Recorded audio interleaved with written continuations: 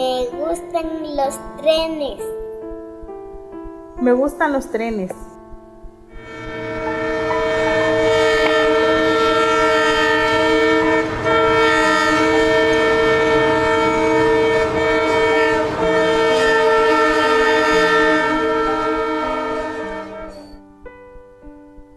El tren de los sueños.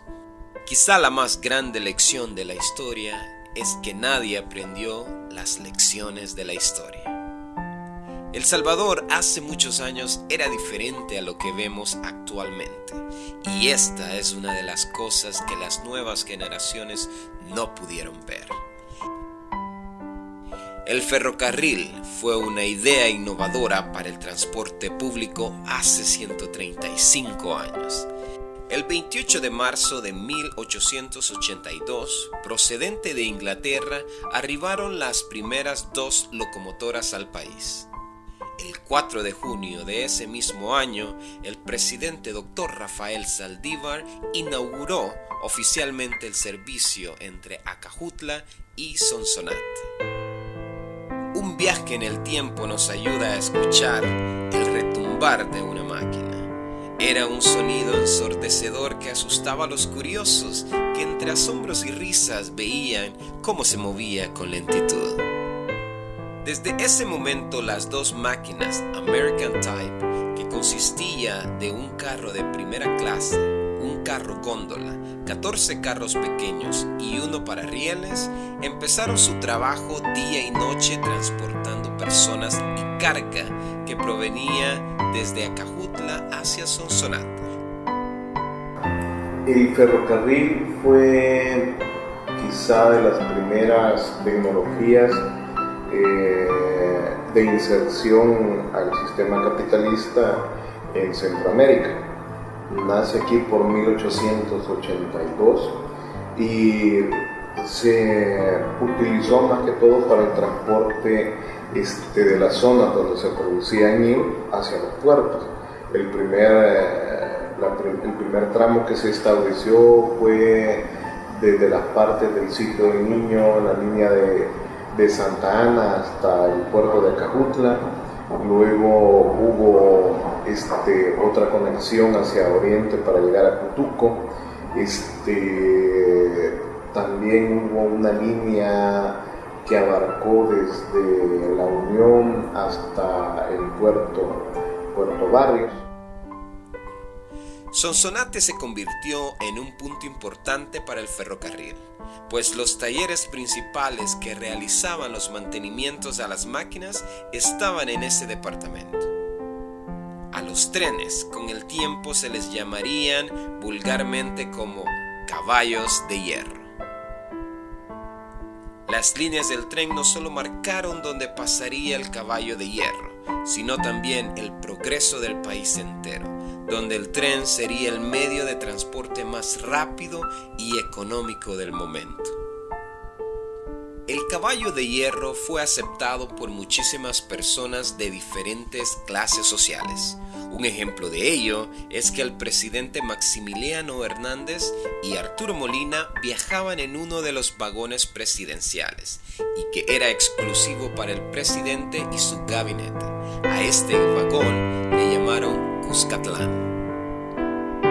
El tren de los sueños comenzó a expandirse por el territorio nacional, siendo Sonsonate, Santa Ana, San Miguel, La Unión y San Salvador los primeros en recibirlo.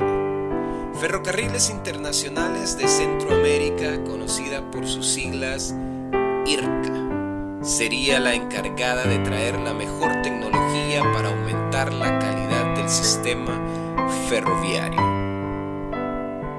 La IRCA como tal vino a nuestro país allá por el 12 de junio de 1908. El ferrocarril innova, reforma y cambia las cosas más difíciles sin decreto. Por eso se convirtió en una herramienta útil para el desarrollo de nuestro país.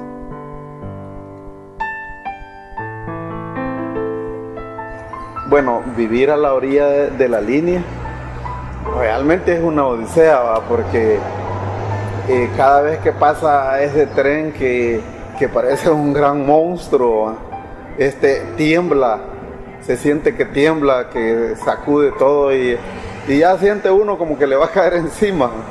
Entonces pasa el tiempo y también uno se acostumbra. El incremento y sus beneficios transportando enfermos a hospitales, comestibles entre ellos algodón y café, siendo este último uno de los principales motores estratégicos en la apertura de estaciones de ferrocarril por ser la zona occidental con mayor productividad en el cultivo del café.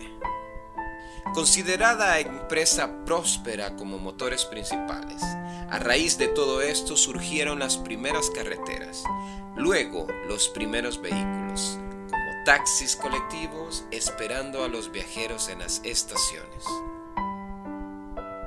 De hecho, el ferrocarril empezó a tener pérdida de pasajeros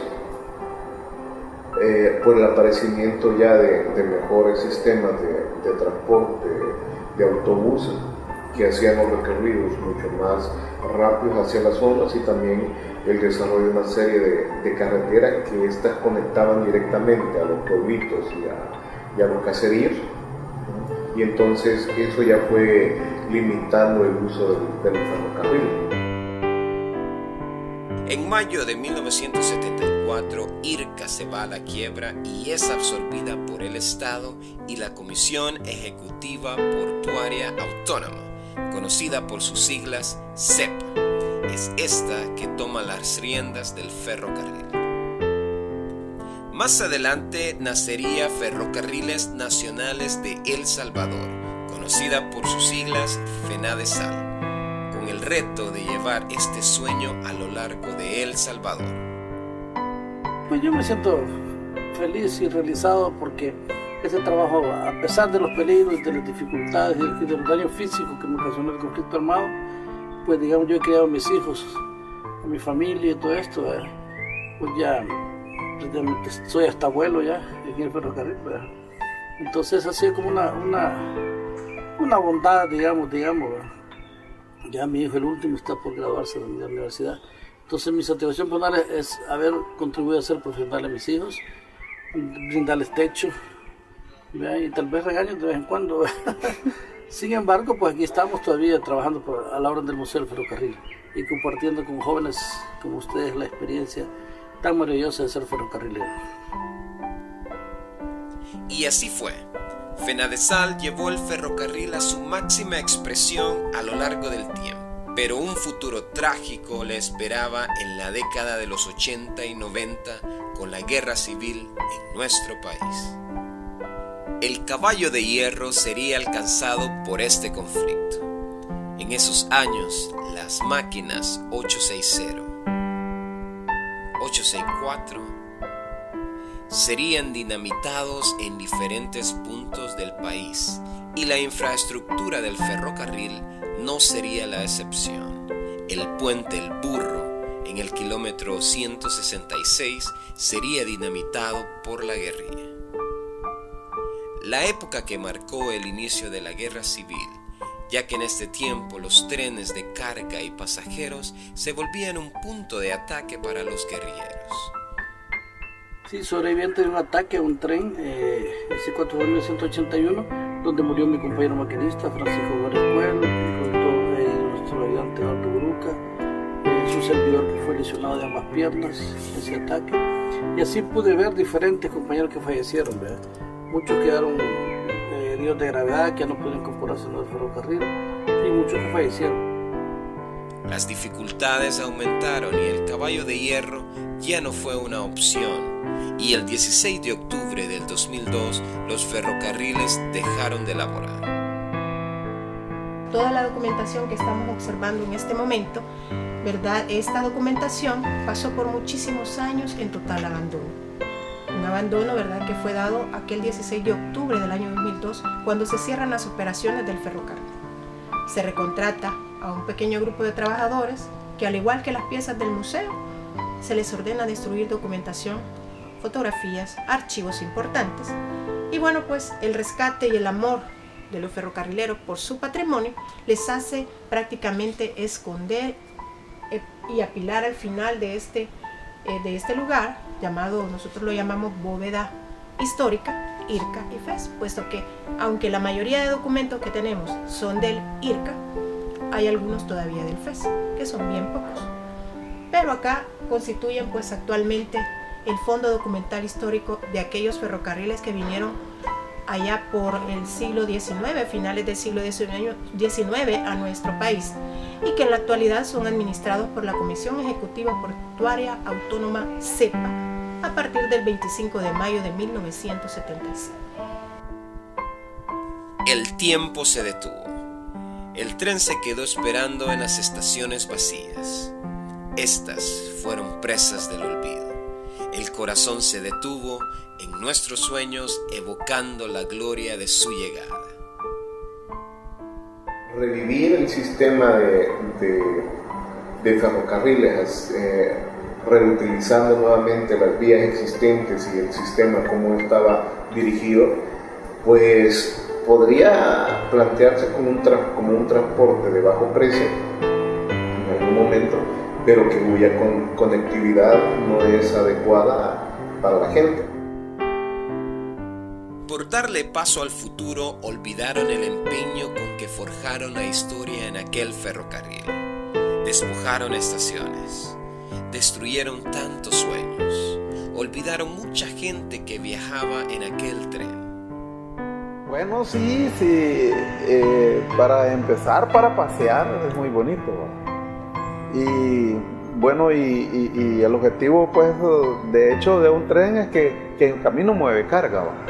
Entonces, de eso, pues, se sabe de que hay gente que lo necesita por allá, ¿verdad? Porque mueve sus cargas, ¿verdad? Digamos, del campo. Creo de que pasa el tren por algunas partes donde no llegan camiones, no llegan buses, partes así bien remotas. Entonces, de hecho, que podríamos decir que es un servicio social. Sería útil si pasara nuevamente. Hoy tenemos la oportunidad de volver a subirnos en el tren de los sueños. Tras un intento fallido por reactivar el sistema en 2005, en 2008 se logró, y aquel sonido ensordecedor que asustaba a los curiosos volvió a sonar con recorrido de San Salvador hasta Popa. Es el medio de transporte que ya no está funcionando en nuestro país. Pero sé que hubiera sido una experiencia muy bonita que nosotros tuviéramos los trenes ahorita en funcionamiento. Con mi hija hemos visitado Penalesal para que ella conozca los trenes y toda su historia y que vea lo que hemos perdido. Espero en un día transportarme de un lugar a otro, no en un colectivo, sino que en algo diferente, en un transporte que nos acorte pues tiempo y congestión vehicular. Me gustaría viajar en un tren. Este es solo el principio, ya que se tiene en planes a largo plazo para convertir el famoso caballo de hierro de nuevo en un medio de transporte público para El Salvador como lo fue en sus inicios. Y es que con el paso de los años deberíamos sentirnos orgullosos de nuestra herencia y quizá la más grande lección de la historia en el tren de los sueños.